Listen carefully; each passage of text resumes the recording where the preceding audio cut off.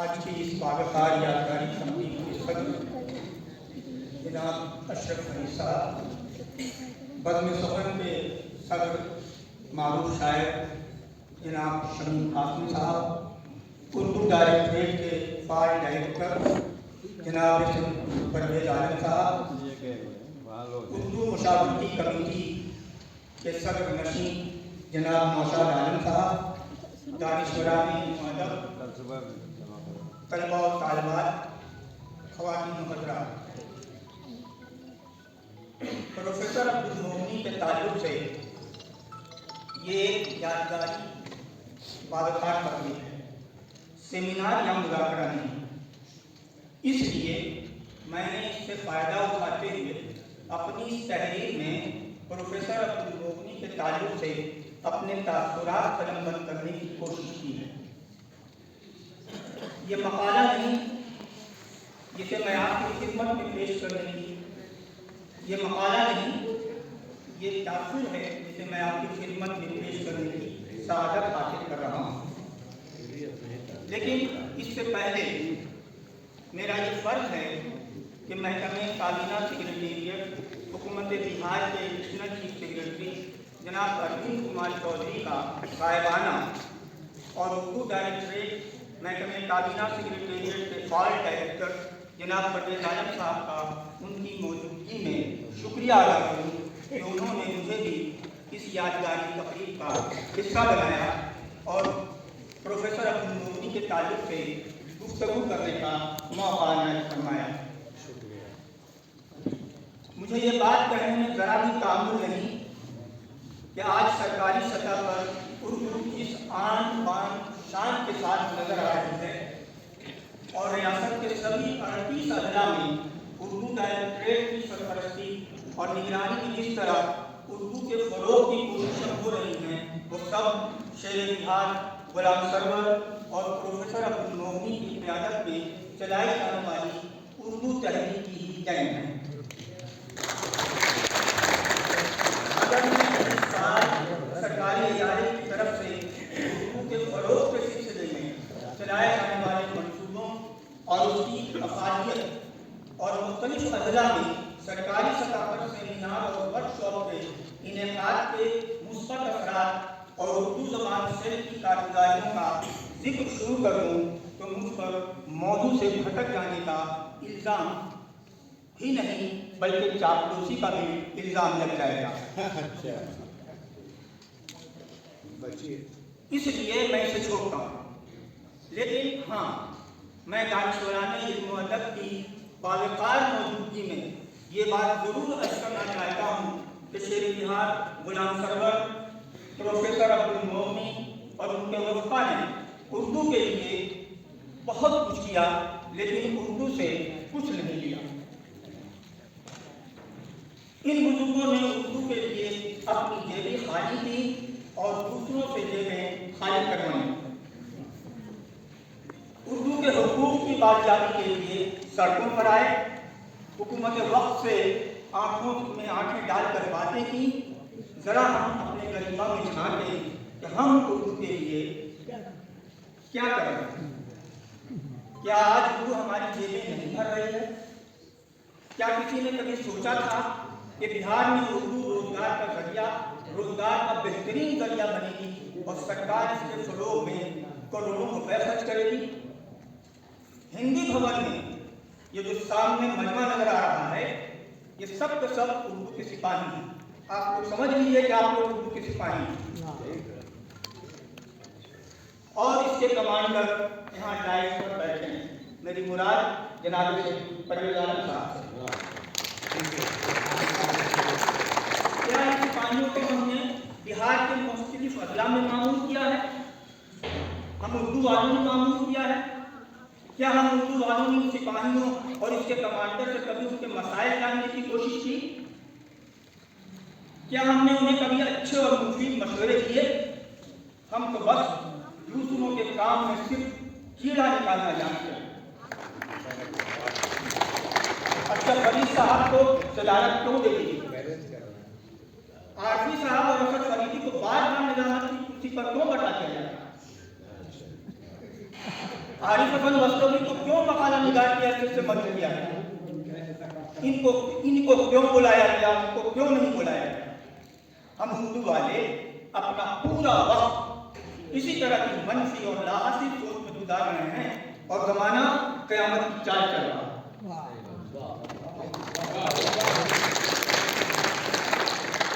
ख़वातीन हज़रात, प्रोफेसर अब्दुल मोमिनी एक ऐसे अदीब, नातिक़, खतीब, सहाफ़ी और उर्दू तहरीक के मजबूत सुकून थे जिन्होंने अपनी पूरी ज़िंदगी एक ख़ास अंदाज में गुजारी। उनकी अपनी एक ख़ास सोच, एक ख़ास फ़िक्र और अपना एक ख़ास उस्लूब था। हक़ गोई और बेबाकी उनकी वो खूबियाँ थीं जो बहुत कम लोगों में होती। मुझे उनकी तहरीक के साथ कदम ब कदम चलने, उनकी तकरीरें और खिताबत सुनने का शर्फ हासिल।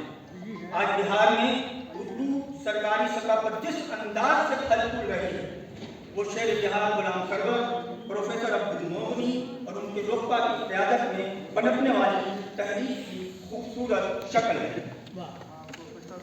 मुझे कहने दीजिए कि बिहार में उर्दू के ताल्लुक से सभी सरकारी और गैर सरकारी इदारे उर्दू तहरीक के बज़्म से पैदा हुए हैं, वरना बिहार में उर्दू कहाँ होती यह अल्लाह ही बेहतर जानता।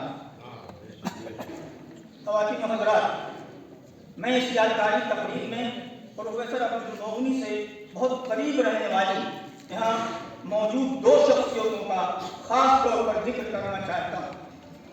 एक दाइश पर मौजूद जनाब फ़खरुद्दीन आरसी और दूसरी हमारे सामने तशरीफ़ फरमा दूसरी शख्सियत जनाब अनवारुल हसन वस्कवी की है। मैं समझता हूँ कि ये दो शख्सियतें ऐसी हैं जिनका जिक्र किए बगैर मेरी गुफ्तगू नामुकम्मल है। फ़खरुद्दीन आरसी ने प्रोफेसर अब्दुल मोमिनी के शाना बशाना काम किया, ये बात आप सुन। बिहार में उर्दू तहरीक को उरूज के ज़माने में मरीख़ अंजुमन तरफ उर्दू बिहार की अदबी तनवीन हल्क़े अदब बिहार का तर्जुमान हुआ करता था। प्रोफेसर अब्दुल मोमिनी इस तनवीन के सदर और मरीख़ के मुदीर थे और फ़खरुद्दीन आरसी उसके जनरल सेक्रेटरी और रिसाले के नायब मुदीर। इन दोनों की निगरानी और सरपरस्ती में इस रिसाले यानी मरीख़ ने बहुत जल्द उर्दू अदब में अपना ख़ास मुकाम बना लिया था। इस रिसाले ने जहाँ उर्दू तहरीक को तवानाई बख्शी, वहीं उसने न सिर्फ जदीदियत के मनफी असरात से उर्दू के अदीबों, शायरों और कलमकारों को होशियार किया, बल्कि उर्दू के क्लासिकी अदब के हक़ में फिज़ाबंदी भी की और उर्दू अदब को गारत होने से बचाया। ये प्रोफेसर अब्दुल मोमिनी का ऐसा कारनामा है जिसे रहती दुनिया तक याद किया जाएगा। लेकिन अफसोस, बिहार में उर्दू तहरीक को तवानाई बख्शने वाला और उर्दू अदब में सारे फ़िक्र को फ़रोग़ देने वाला ये याद रिसाला काफ़ी अर्से से बंद पड़ा। लेकिन हम उर्दू वालों को इसकी कोई फिक्र नहीं, बस हम सिर्फ दूसरों के काम में टेढ़े निकालने में अपनी तवानाई ज़ाया कर रहे हैं। ख़वातीन हज़रात, हमारे सामने दूसरी शख्सियत जनाब अनवारुल हसन वस्कवी जो मेरे सामने मौजूद प्रोफेसर सोमान फारूकी, उन्हें वैशाली का बाबाए उर्दू कहा करते। वाकई ये बाबाए उर्दू कहे जाने के मुस्तहक़ हैं। उन्होंने मशहूर और काले फ़िक्र नक्काद और उर्दू तहरीक के मजबूत सुकून डॉक्टर मुमताज़ अहमद खान के साथ मिलकर वैशाली में मजबूती के साथ जिस तरह उर्दू का परचम बुलंद रखा, उसकी नज़ीर नहीं है। प्रोफेसर अब्दुल मोमिनी की मौजूदगी में बिहार में उर्दू तहरीक पर ऐसा वक्त भी आया जब उसके कदम बुरी तरह से लटका है और उसने बुरी तरह जमूद का है। यहाँ तक कि उर्दू वालों के दरमियान मुकदमाबाजी तक की नौबत आ गई। इन हालात में बिहार के सिर्फ एक जिला में उर्दू तहरीक का परचम बुलंद रहा, वो जिला है वैशाली। इसका चेहरा डॉक्टर मुमताज़ अहमद खान, जनाब अनवारुल हसन वस्कवी और उनके रोका के सर जाता। یہ دور بہار میں اردو تحریک کا تاریخ ترین اور مشکل ترین دور تھا۔ اس کا اندازہ پروفیسر عبد المومنی کے آخری انٹرویو کو پڑھ کر لگایا جا سکتا ہے، جس کا ذکر پہلے ہو چکا۔ میں نے ان سے یہ خصوصی انٹرویو آج سے تقریباً 20 سال پہلے 22 اگست 2006 کو پٹنہ کی نیو عظیم آباد کالونی میں ان کے گھر پر روزنامہ پندار کے لیے لیا تھا۔ میں اس وقت پندار کا چیف ایڈیٹر تھا۔ یہ کسی اخبار نویس سے پروفیسر عبد المومنی کی آخری بات چیت تھی، جو 23 اگست 2006 کو روزنامہ پندار میں پہلے صفحے پر نمایاں طور پر شائع ہوئی۔ اس انٹرویو کو جناب علامہ حسن مستوی کے لائق حمایت فرزند ڈاکٹر عارف حسن مستوی نے پروفیسر عبد المومنی پر اپنی کتاب میں شامل کر دیا۔ میں نے پروفیسر عبد المومنی سے یہ انٹرویو اس وقت لیا تھا جب وہ بہت بیمار تھے، انہیں پیشاب کی تکلیف بھی تھی، لیکن اس کے باوجود انہوں نے پندار کے لیے مجھ سے گفتگو کی اور انجمن اردو بہار میں انتشار اور اردو تحریک میں جمود کے تعلق سے میرے کئی سوالات کے جواب دیے۔ مجھے انٹرویو کے دوران مسلسل اس کا احساس ہوتا رہا کہ میں بار بار ان سے سوال کر کے ان پر ظلم کر رہا ہوں، لیکن اس وقت بہار میں اردو اور اردو تحریک پر جو افتاد آئی ہوئی تھی، اس سے وہ اس قدر پریشان تھے کہ انہیں اپنی جسمانی تکلیف کا احساس کر ختم ہو گیا۔ اس پس منظر میں اس انٹرویو کی تاریخی حیثیت، اس گفتگو کے 12-13 دنوں کے اندر ہی 5 ستمبر 2006 کو ان کا انتقال ہو گیا۔ اللہ ان کی مغفرت فرمائے اور درجات بلند کرے، آمین۔ کسی اخبار نویس کے ساتھ اپنی آخری گفتگو میں پروفیسر عبد المومنی نے بہار میں اردو والوں کے صفوں میں انتشار کے تعلق سے جس درد کا اظہار کیا تھا، اس کا اندازہ انٹرویو پڑھ کر ہی لگایا جا سکتا۔